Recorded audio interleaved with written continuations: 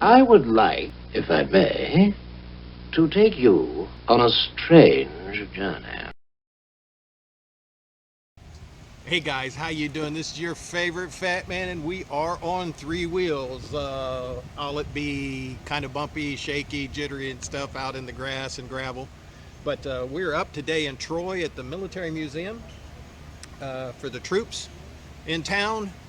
And we're going to get around. I was going to do a live stream, but I'm finding this very interesting, so I'm just going to take basically a lot of stills and make a slide presentation, some type of film strip thingy, and talk to folks, see if I can get some information and background. And I'm a big history guy, military guy type of thing, and I really enjoy it. So we'll do this. We'll get going, and we'll get some pictures of military stuff. Let's go. This is 1812, you say? Yeah. This is what he would carry Yeah. in his daily ruck? Yep, he had that pack and he had a blanket. And this brown thing down here, in the day they called that oilcloth. Oh, yeah? And we're all familiar with Right, oilcloth. right. But the difference was they soaked this stuff in a mixture of a chemical they called litharge of gold. We know it as arsenic. Oh, my goodness, yeah. Yeah. They soaked it in lead arsenic and beeswax and that sort of thing, and that waterproofed it. And this was the brown cloth that they wrap up. Oh, my. Each 5 to 7 guys was responsible for a tent like that. So there'd be 7 people inside? Yeah. Oh, wow. Yeah. You got to know each other really well, and the hygiene wasn't as best as it is, right? That's right. One guy writing a description of that, he said the thing you learn real quick is when you got in there at night, and first of all you're sleeping head to toe, head to toe, head to toe. Right. So you can get into a narrow thing. He said, but what you learned real quick was when one turned, all turned. Yeah. So that's what you roll over. And they would share their ground clothes and blankets. Well, that was for some good camaraderie then, wasn't it? That's right. Yeah, brotherhood was something else. And everybody thinks, well, you know, War of 1812, nothing going on around here. Right. Well, that's not true. Because Tecumseh Right. and his Shawnee were out here. And there was a group that started in Cincinnati, came to Dayton, came up through what is now Troy and Piqua, went to Urbana, and marched up to Detroit. All right. And a Revolutionary War general commanded them, but they were mostly militia companies. Right. There were a couple of regular army regiments. They get up to Detroit only to find that the British have just occupied the fort up there, and these Americans are outnumbered, Yeah. you know, by about 6 to 1. And so the general, the American general, surrendered the whole army. And we never make much to do about that over the War of 1812. Right. Because actually, a couple of years later, William Henry Harrison came out and beat the British. and Right, did all right, that. right. But that one, He got all the songs and everything. yeah, right. And this poor guy who surrendered the army, he went back east and everybody forgot about him. Yeah. But at any rate, a lot of those militia companies were formed from the settlers that had just come out here. Mm-hmm. In Troy itself, there were at least 4 of these militia companies. Now they only lasted for about 90 days to 6 months, Mm-hmm. and then they would disband, and then a new one would be formed. And the whole purpose of them was what they did is they patrolled the area from Urbana to Piqua to Greenville, looking for Indians. Uh-huh. Yeah. But what they did is they went into training, and they would have what was called a militia muster. And the guys would go out and they'd learn the marching, and they'd learn how to take care of their gear, and they'd do musket firing and all of that kind of stuff. And the women of the community, their wives and daughters would come out and they would cook for them. and do all that. And so that's what this setup really shows, is what happens at militia muster. And then, because all the guys would lay their stuff out just like inspection in the Army now. Right. You know. Well, thank you, buddy. I really appreciate that. I appreciate your dedication too, Well, to keep this alive and stuff. Well, I'm a vet, and I've always been interested in military history. And my ancestors,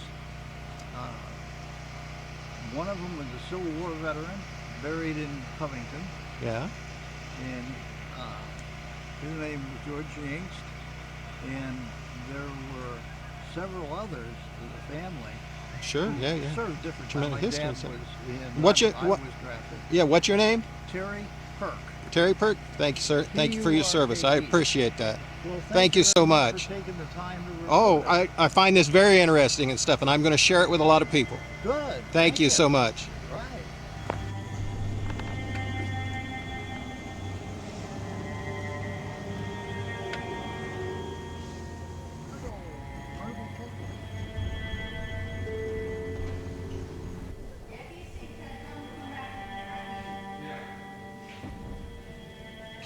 We're inside the building now. We'll try and get a little, where it's quieter and stuff, we'll try and get a little picture and some video of the stuff here. Sorry about the shakiness.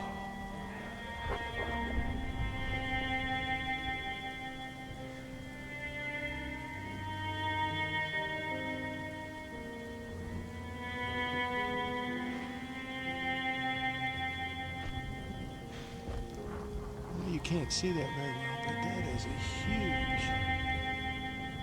huge boat. I don't know whether it's a landing craft or what.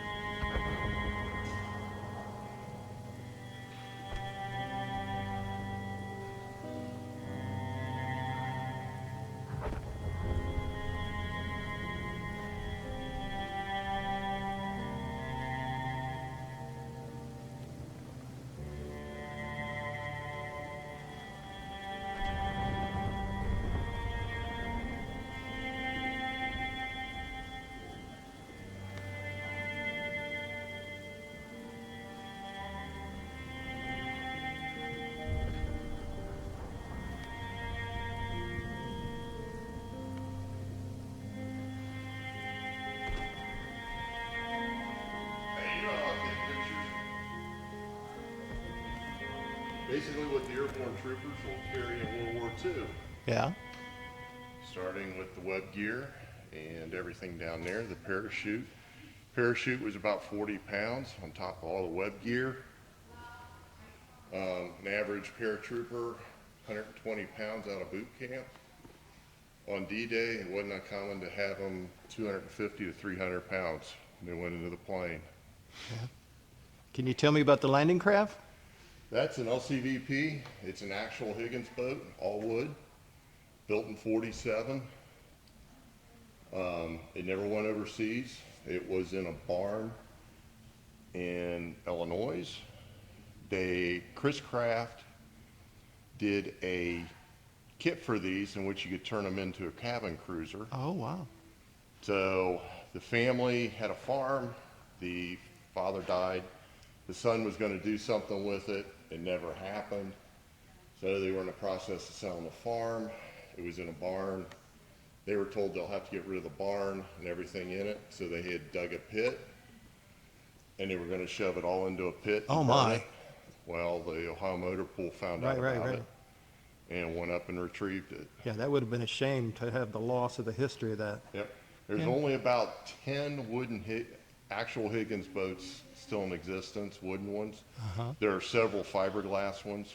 Up at Conneaut, Ohio, D-Day event, we've got 3 up there. Those are all Vietnam era, so they're all fiberglass. Right. But they're close to being the same design and everything. There's a few differences, such as the back. If you look how the back's done, it's got a rounded corner on the back. Oh, yeah. Whereas the fiberglass ones are more at a 90 degree. Yeah, perpendicular. Yeah. Yeah. What's your name? John Fowler. John Fowler. You are. Item Company, 101st Airborne. All right, buddy. Thank you so much. I greatly appreciate it. Thank you Not for a your problem. service. Not a problem. webpage is down, but everything else on there is current. All right, thank you. I appreciate that. Yep. I'm going to wander around, and I've only got a little bit of time that I can spend, but I'm going to wander around and get more shots. Go ahead. Thank you so much, buddy. I appreciate Sure that. thing.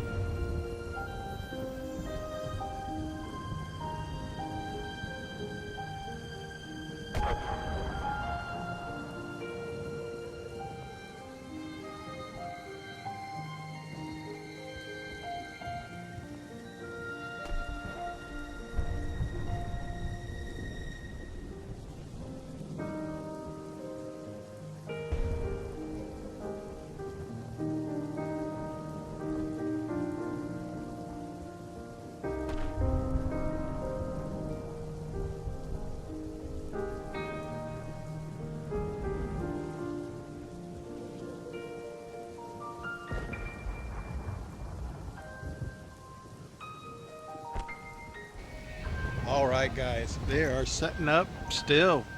People are still coming in, but it's getting a little late for me. I'm gonna have to go because I got another 2 planned. I think I'll probably only get to the 1, but we'll see what we can do. They're gonna have some reenactments. They're gonna have some ceremonies and stuff. Listen, this is a good place to come. I will keep it on my list, and I will try and get out here to be able to stay through the entire thing. Right now, the sun's beating down on me a little bit. I found some shade, and so we're over here. This has been really interesting. Got to talk to really nice folks and stuff, some history buffs, and I really enjoy that. Hopefully a little bit of the recordings come out. I don't have the gear that I would need to do that. I'd have to have Digger come out with his microphone setup and stuff to really do those properly. Maybe after this winter, after Christmas, after my birthday, after all that, we'll have enough pennies backed up to where we can actually pick up something like that. Still working on replacing the waterproof camera, but we'll get that taken care of too. So, all right, we're gonna get on the road. We're gonna get to the next one. See ya.